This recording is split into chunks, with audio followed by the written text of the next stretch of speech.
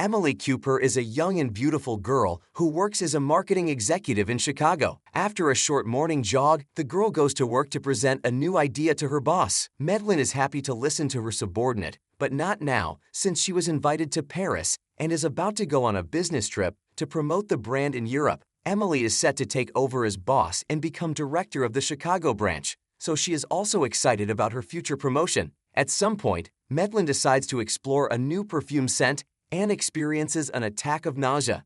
That evening, Emily goes to a bar to meet her boyfriend. She tells Doug that Medlin is pregnant and doesn't even know who the father of the unborn child is. The woman said a stormy goodbye to the United States, as a result of which she must stay in Chicago until the birth of her child. The company is not ready to give up on the assimilation of Europe, so Emily must replace the boss and go on a year-long business trip to Paris in her place. Doug is upset because the couple in love will see each other extremely rarely, but he supports the girl, realizing that this is important for her future career. A few days later, Emily arrives in Paris, the most beautiful and romantic city in the world.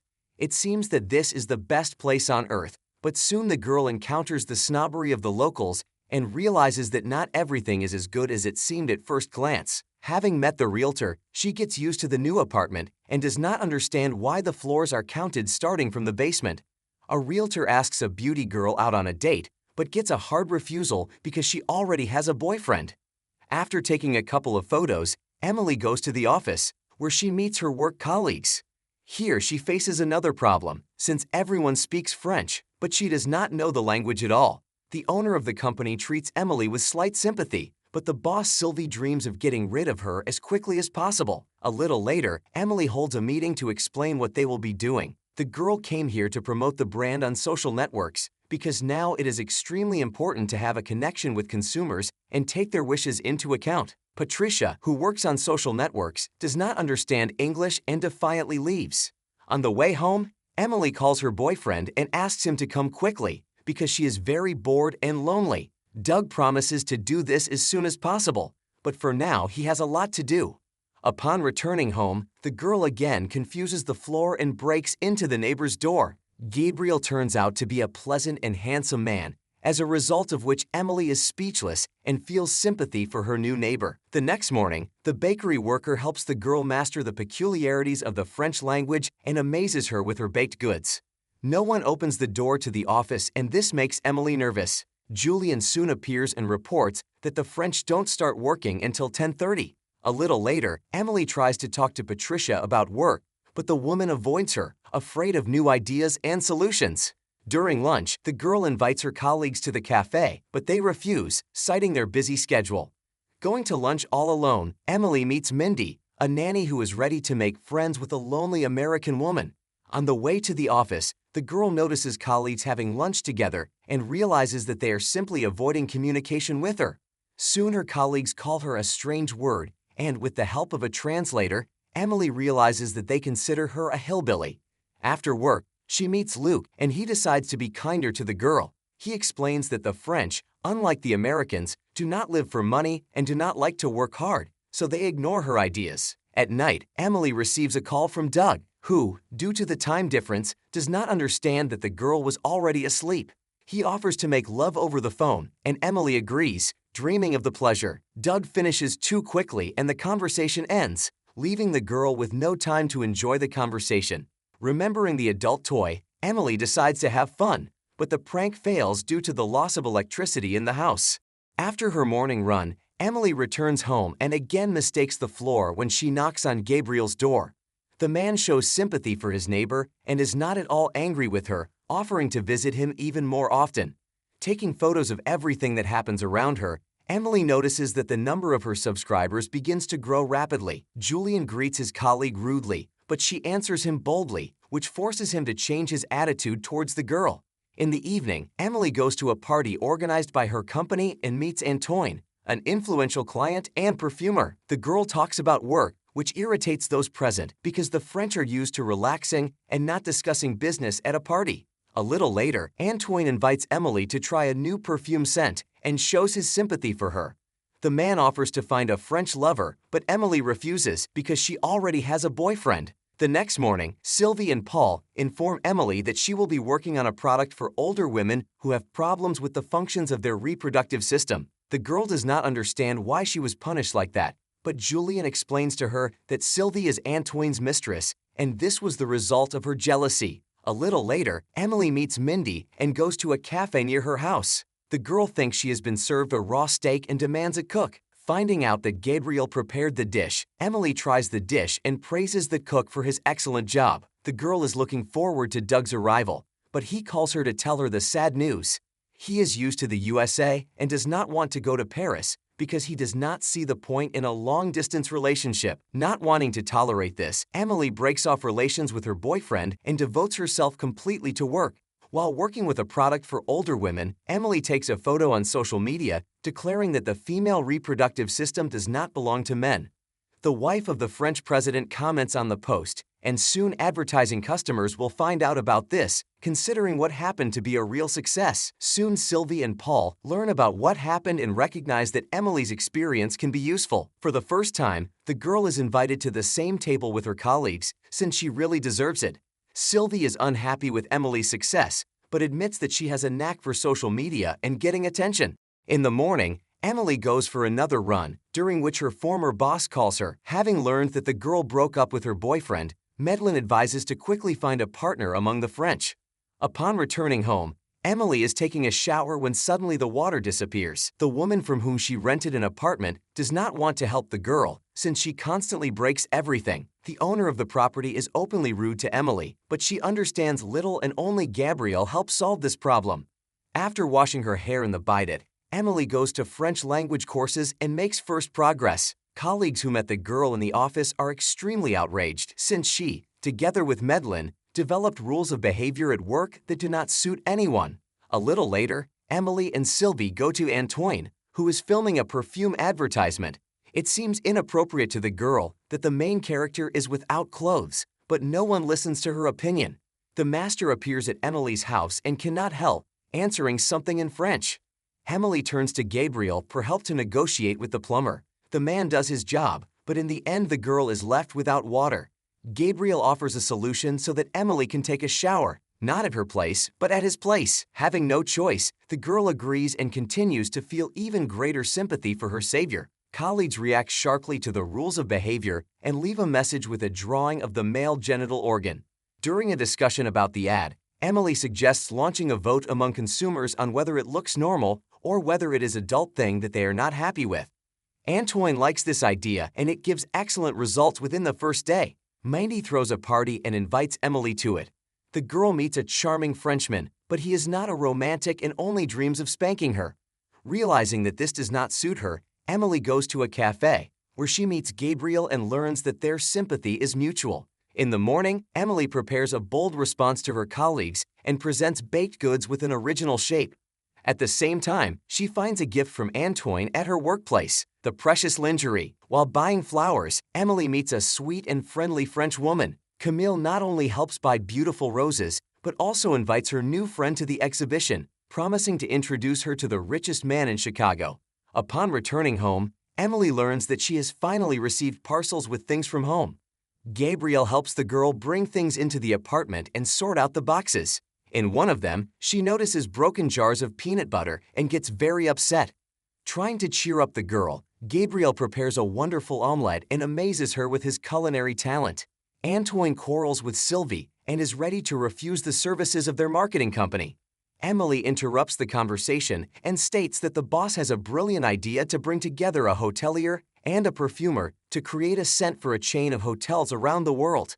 Luc and Julian become friends with Emily and warn the girl that it is dangerous to be Antoine's mistress, especially in front of his old mistress Sylvie. In the evening, Emily and Mindy go to an exhibition, where the girl manages to meet Randy. She manages not only to impress the hotel owner, but also to arrange a meeting with the perfumer.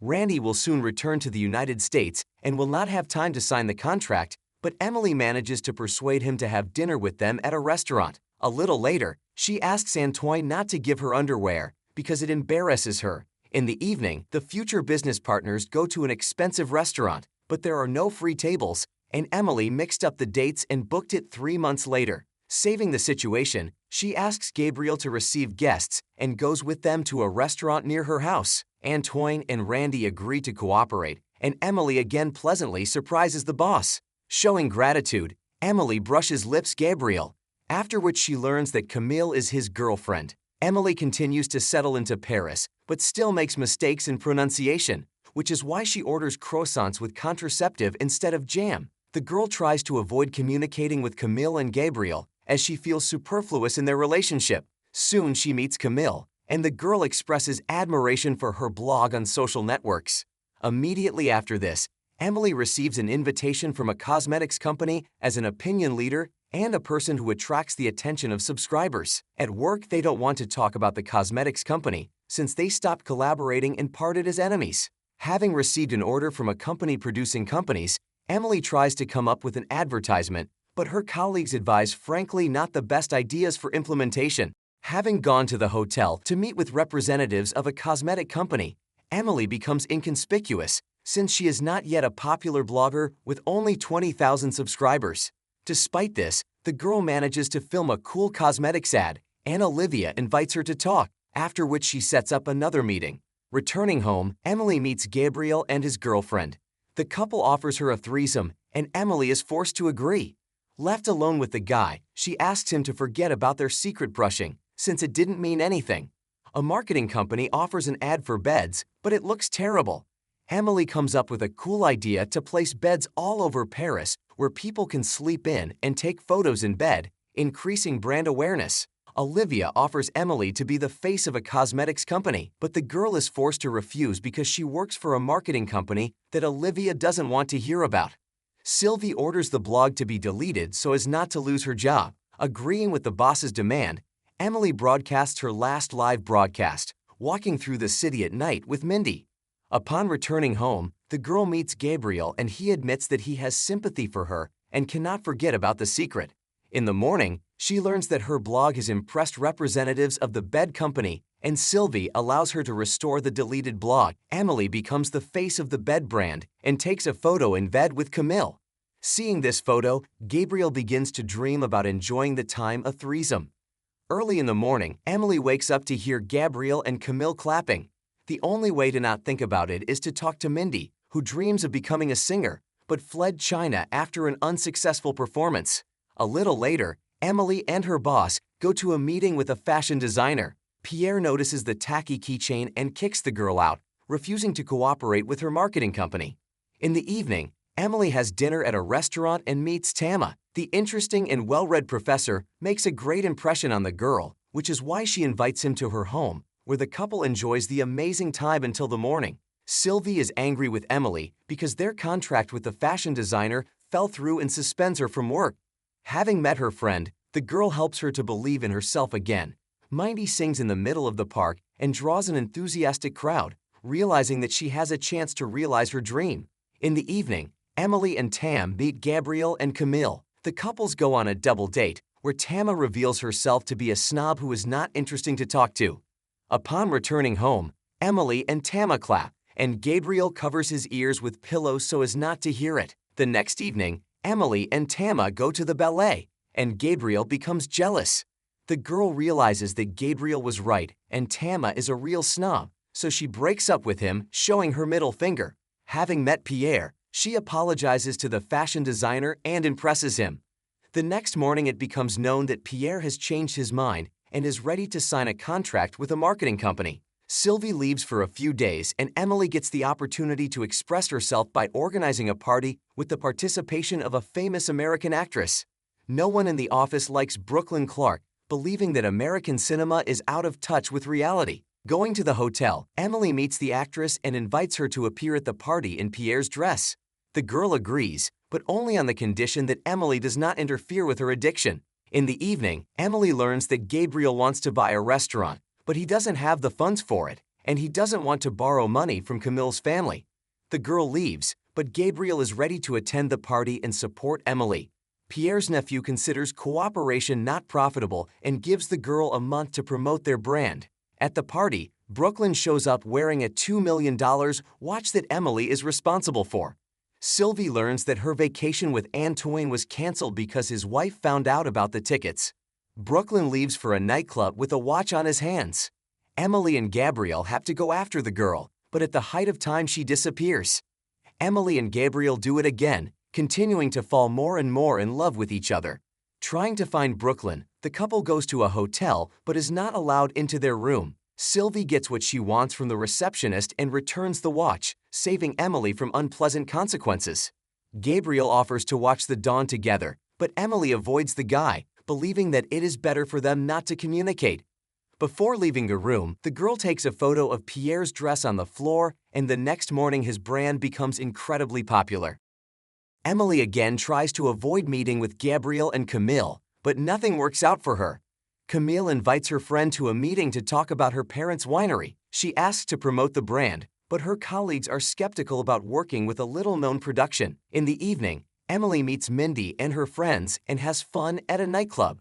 The next morning, Camille and Emily go to the village to visit her mother, and Gabriel unexpectedly takes the day off and joins them. Mother Camille is a domineering and cow woman who lives by her own rules and beliefs. Emily can't find an approach to her, so she goes on a winemaking tour, where she meets Camille's brother and gets to know him better. During dinner, Emily again feels awkward as everyone around her is fighting over money. Meanwhile, Mindy learns that her friends know everything about her life and have prepared a surprise. She is invited to the stage, where the aspiring singer sings gorgeously and basks in the rays of glory. Emily meets Camille's brother near the pool and, after drinking a little, becomes attracted to him. The couple retires and has a fantastic fun. In the morning, the girl learns that this is her friend's younger brother, who recently graduated from school. Everyone laughs at her, and only Camille's mother is interested in what kind of partner her son turned out to be in bed. After discussing work issues, the friend's mother agrees to cooperate with Emily, and Gabriel makes fun of the girl because of her poor choice of men in bed. Emily tries to raise awareness of the winery and sends champagne to Chicago so regular fans can celebrate the team's victory. She later meets with the woman holding the auction and promises to ask Pierre for a free dress. At the Camille exhibition, Pierre's nephew shows sympathy for Emily and invites her for a walk. Sylvie ignores Antoine's gifts because she no longer wants to be his mistress.